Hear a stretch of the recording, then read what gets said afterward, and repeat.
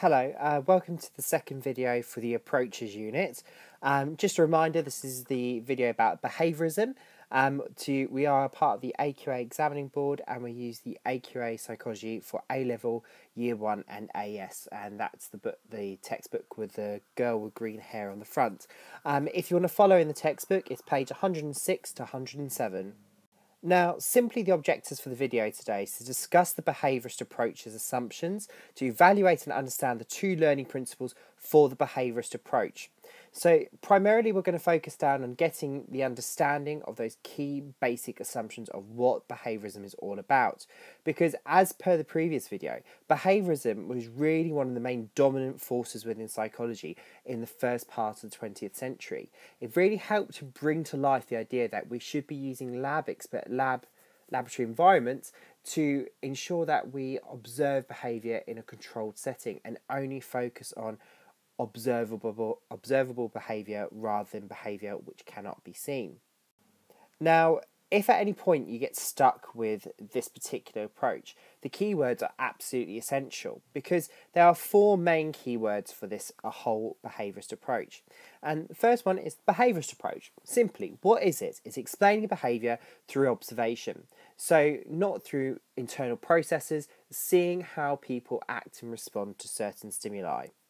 Classical conditioning is the next keyword, which is just simply learning through association. We're going to learn a lot more about classical conditioning as a separate theory in a little bit. Next keyword is operant conditioning, which is simply learning through reinforcement, positive, negative, and punishment. For reinforcement, that is a separate keyword in itself. And really, when we talk about reinforcement in terms of operant conditioning, we need to understand what the word actually means. It might sound simple, but it is necessary. So reinforcement is simply a consequence of behaviour that increases the likelihood of behaviour being repeated or decreases the likelihood of the behaviour being repeated. Now, those are the keywords. If you want to take a minute to pause, this is the moment to do so. Now, the behaviourist approach, just a simple introduction here. So the behaviourist approach emerged in the beginning of the 20th century and became the dominant approach within psychology. Because as we know, it really started to reinforce the ideas that we should be using lab experiments to really observe behaviour, to control against extraneous variables interfering with the results, and therefore to make them more objective, and as a consequence, we can then start to generalise the theories. Now, simply the approach believes that the environment is king. Now, this is absolutely the main dominant point here.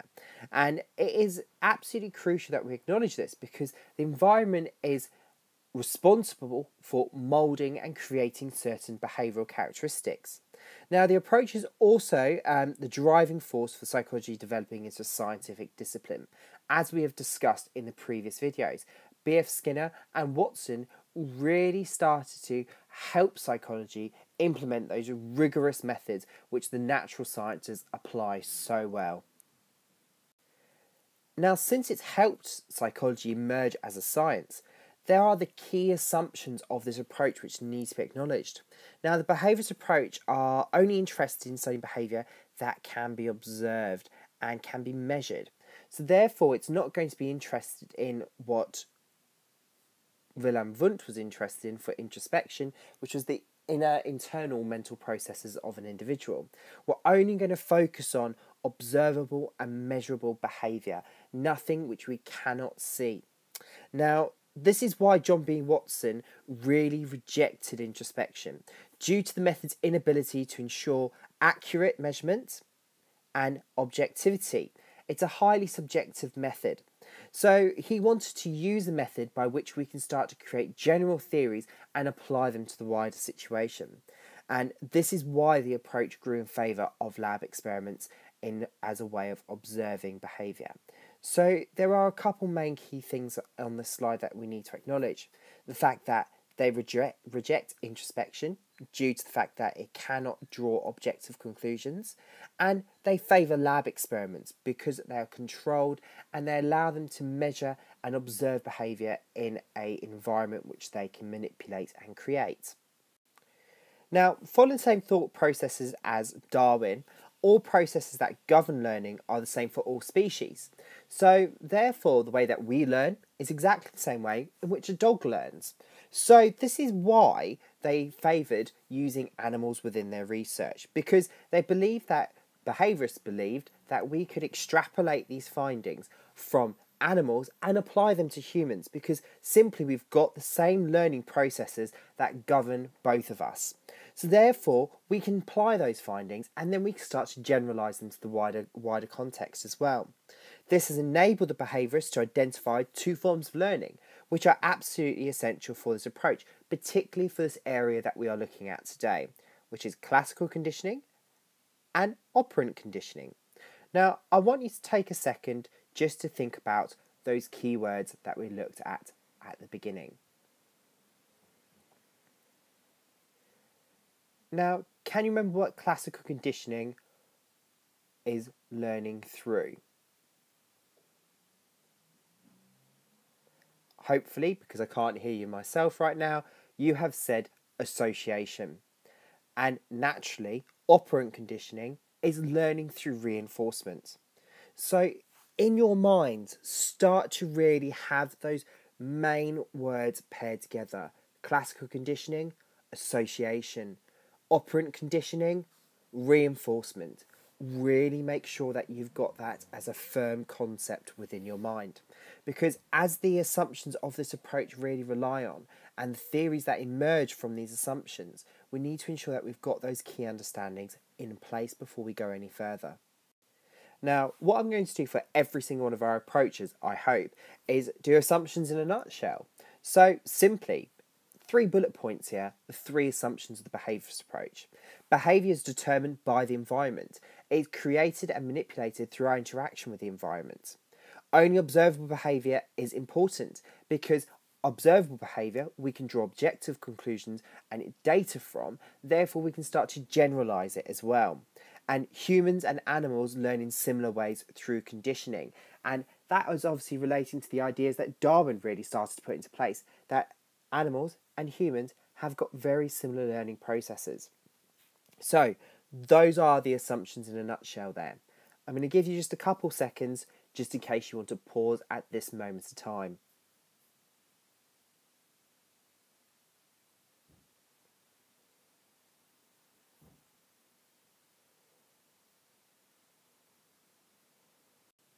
Now, the first theory of learning that we're going to be looking at through the behaviourist approach is classical conditioning.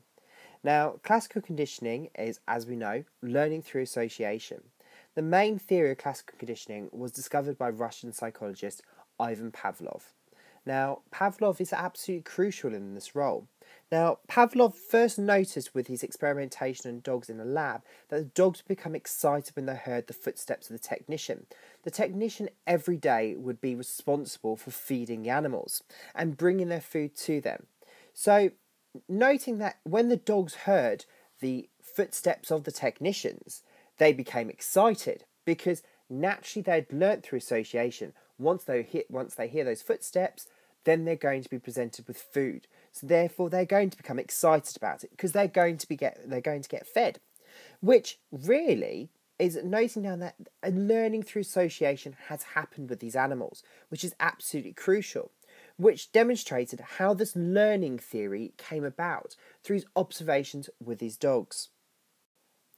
Now, this diagram is absolutely essential when we're looking at classical conditioning, because even though, yes, I've just described when Ivan Pavlov first started to notice that dogs learnt through association, this is the main bulk of his experimentation here.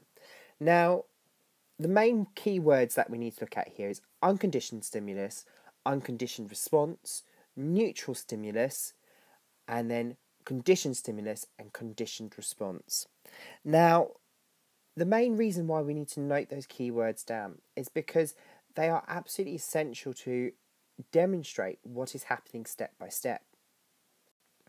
So, within the first step here, before conditioning, we've got the unconditioned stimulus, and then which is food. Now, the unconditioned stimulus is something which will still register a natural response from the animal. Now, the unconditioned response is the response to that stimulus, which for the dog is salivation here. So, as we know automatically here, that food generates a response. We then move on to step 2 here, which is before conditioning. So, we've got this tuning fork or a bell, depending on what the textbook says to you. Now, the neutral stimulus is something which registers no response whatsoever because it's not been within the natural environment of the animal possibly, and therefore they've not learned a response to it. So they've got their little bell or the tuning fork, they ring it, and ping, there's no response to the actual bell. So there's no salivation at all present. Now, the next bit that really happens here is the neutral stimulus, which is obviously the tuning fork here, and then we've got the unconditioned stimulus, are then paired off with one another. As a result, you can see what starts to happen here. The dog starts to salivate. Now, this process will be repeated time after time again. So they'd ring the bell and then present the animal with food, which will then register salivation. After time here, now the tuning fork is going to become the conditioned stimulus. It's something which is going to register a response from the animal. So they'll ring the bell, the dog will think it's getting food, and then it's going to start to salivate.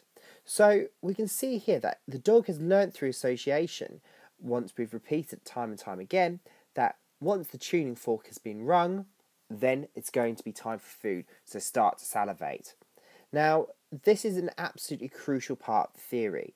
Now, we need to ensure that you have got a very good diagram and a very good understanding of this, because this is the crux of classical conditioning for you. I'm going to give you just a couple seconds just in case you need to note this down.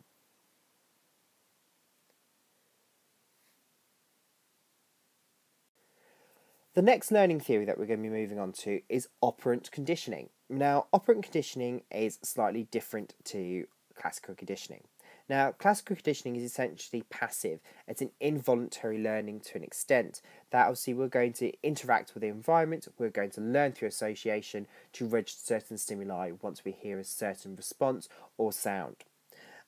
This does not explain all types of learning, so often an animal does something and learns from the consequences that has been presented to it. Now, the theory of operant conditioning was proposed by B.F. Skinner to explain a different type of learning. Now, B.F. Skinner in 1953, learning is an active process whereby humans learn through the interaction with the environment through consequences. So there are 3 types of consequences that we need to take into account here. So, positive reinforcement, you are simply rewarded. By being rewarded, you are more likely to repeat that behaviour again. Negative reinforcement is being yelled at for handing in an essay late. This has a negative outcome for you. So therefore, you're going to avoid repeating that behaviour because you know that it's going to result in unpleasantness, which you don't enjoy. Well, I hope you don't. Now, punishment, simply, is being punished for the behaviour. You do something wrong, you're going to get punished. This, therefore, decreases the likelihood that you'll do the behaviour as a result. Now, he did this, Skinner used in his own research, Skinner's box, which he calls a conditioning chamber. So as we can see here, what he did was he wanted to see if through reinforcement we could train an animal to respond to a stimulus. And learning obviously through positive and negative reinforcement. Through positive reinforcement and punishment. Now, what would happen is a signal would be demonstrated within the box, which would then tell the rat to press the lever. If the rat pressed the lever, it'd be rewarded with a pellet from the pellet dispenser. However, if it did not, there would be a slight electrical current going through the box. Now, that would just obviously be the punishment for not doing the behaviour that they wanted. So what they're hoping to see here is that the rat will learn through reinforcement that it should press the lever when required to get food, and if it doesn't, there is going to be a negative consequence, which is obviously going to be the electrification of the floor. Now, this is an important piece of apparatus because this is truly where Skinner's theory started to come to life, and he demonstrated that, okay, animals learn through reinforcement, so therefore, maybe humans do too. And the principles of operant conditioning really have been applied to the outside world. Think about your interaction with the schools. You know, you get punished if you do something wrong. You get yelled at or told off when you do something which isn't desirable. And then you get rewarded for doing something fantastic, which obviously makes you more likely to repeat the behaviour as a result. So these principles aren't just abstract theories or concepts, they can have a real world impact onto your lives and my life. Now we're going to move on to the evaluation part here, and I think it's just essential before I really go too deep into it that we talk about evaluation in itself. So when evaluating an approach, the main focus should be ensuring you are linking it back to the approach in question. So link back what you've said for your evaluation piece to ensure that there's a clear understanding. Without linking back to the approach material assumptions, then it will not be effectively evaluating the information. So if you don't do this, we're not going to be evaluating as well as we could. Now, really for us, you need to take into these next four accounts here. Now, PEEL is a structure which you might have encountered when you're writing your GCSEs. Now, you've got point, explain, evidence, and link back, not link backy. I can't change it for some reason. Now, point, obviously, what is it stating as the evaluation point? Explain that evaluation point. Is there evidence to back up what you're saying? And link it back to the approach. So what does this mean for the approach? Does it decrease its credibility, its reliability, its validity? We need to take this all into consideration.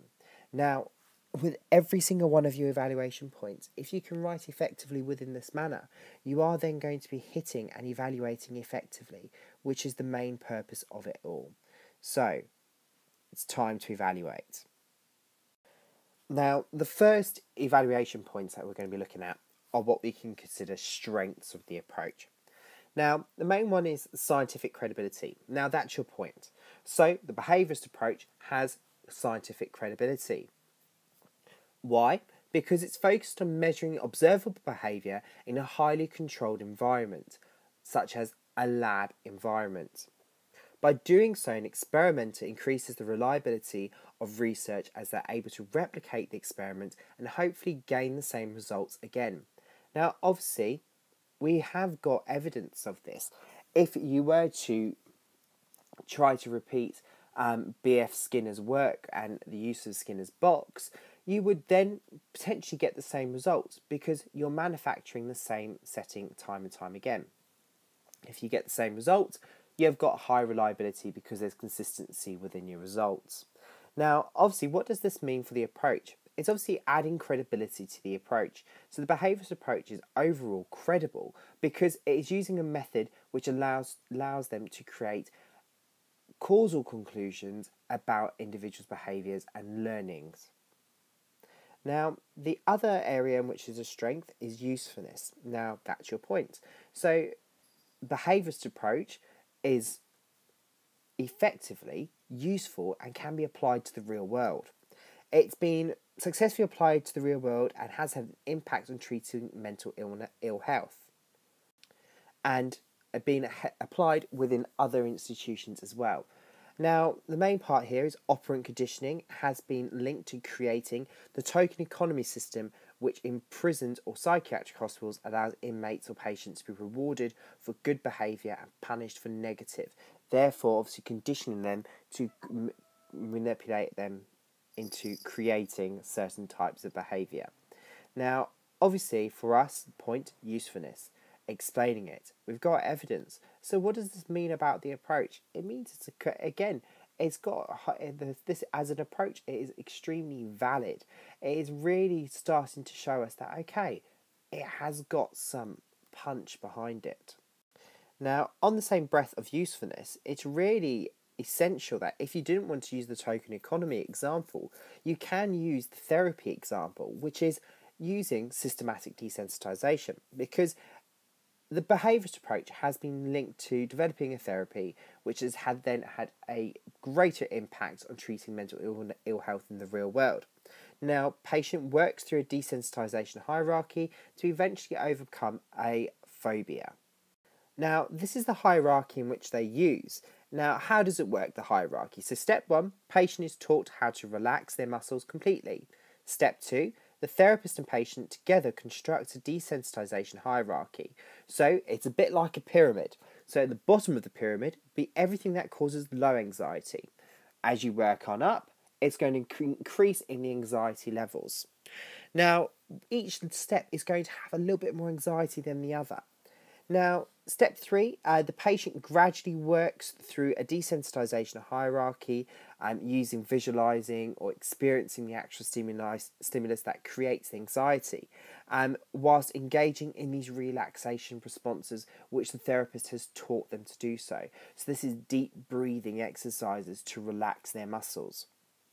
Step 4, once the patient can remain relaxed in one hierarchy, they can ready to move on to the next. So they can start to move their way up, and eventually they get to step 5. Eventually the patient has mastered the feared situation that caused them to seek help in the first place. So really, this is a good therapy. But is it effective? My response to that is yes. Systematic desensitisation is effective. Now, McGrath et al. In 1990 claims 75% of phobics responded to systematic desensitisation, which is absolutely fantastic.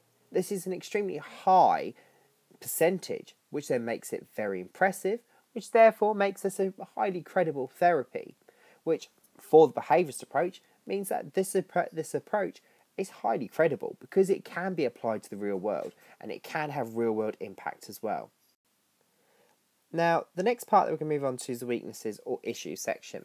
Now, Skinner suggests that any sense of free will is simply an illusion. He said our past experiences of being conditioned have reinforced and moulded our behaviour. Now, the result of behaviour that we have is due to the sum total of our reinforcement history. So, therefore, we haven't chosen to be who we are. We are a result of our conditioning and our learning. That is it. Now, this is deterministic in the sense because it's ignoring the fact that free will actually exists. So, therefore, this approach is lacking some wider breadth. It's not really taking into account that free will, that there are other impacts on the individual besides environmental impacts, such as genetics. Now, genetics can play a massive role. Now, ethics is another thing which is a heart-wrenching topic to an extent, because the fact that animals have been used in this research means that animals don't get warranted the same ethical rights that humans do. Animals don't get given informed consent, because they often are just bought. They don't get told what they are getting bought for or what they're volunteering for. And as a result, they don't have these other special rights that humans are warranted, such as the right to withdraw. So often these animals are left in an unfamiliar environment, which can result in physical or psychological harm emerging. So they can often have some major detrimental effects onto these animals. Now, the stressful situations that we are putting these animals in are potentially deadly, because they may start to lack specific social skills which they cannot develop because they're not in their natural environment, or they may develop stress-related illnesses such as ulcers, cardiovascular problems, etc. Therefore, is it ethically right for us to use animals? Now, ponder that thought for a second. Is it ethically right? Seemingly not, because these animals don't have any choice in the matter of what they're doing. Therefore, there are some ethical considerations which need to be taken into account. Now, Skinner's pigeon in a box, is that its natural environment? No, it's not its natural environment. So it's highly problematic that it's being used because it can be unfamiliar, so therefore it's going to stress it, therefore it may develop some stress-related illnesses which can result in death. Now, for this approach, this is highly problematic because the fact that we are using animals, surely we can use humans to investigate the way that we learn. So it's going to start to really question the information that we're taking from these animals because we are, to an extent, biologically similar, but there are some major differences between us. Now, that is the end of the video for you guys. Now, if you have got any questions, obviously come see me and I'm happy to help you with them. If not, refer to the textbook. The textbook is an essential resource, guys. Don't forget to use it. Thank you for listening, and the next video will be up shortly.